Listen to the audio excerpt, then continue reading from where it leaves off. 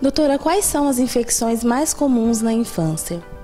Bom, as infecções mais comuns na infância são as infecções de vias aéreas superiores, que são as infecções provenientes, do ambiente, de contato com outras pessoas, que aí acabam infectando a criança. E a criança ela é muito suscetível devido à sua imaturidade imunológica.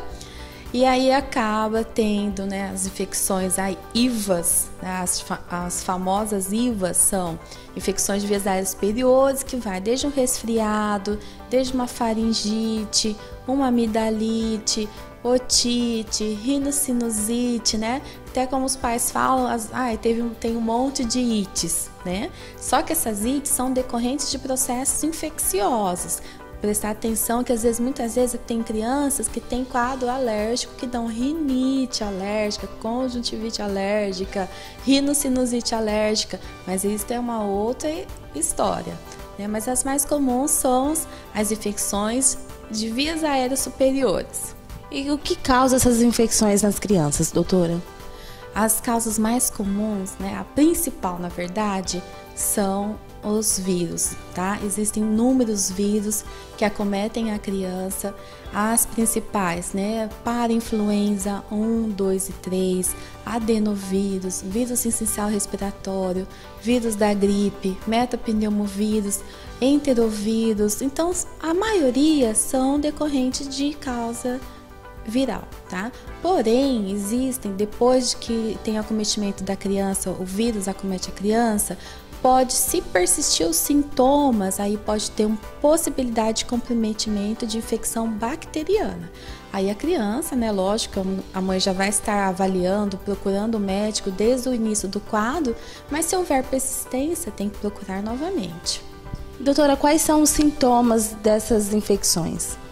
Os sintomas são muito parecidos uns com outros, Então é a febre, é o mal-estar, o choro, a irritabilidade, mas tem o principal, tosse, coriza, espirros, E tem que prestar atenção na hora que começa a ter uma tosse, que tem uma dificuldade respiratória, essa criança precisa novamente procurar o atendimento para receber a avaliação.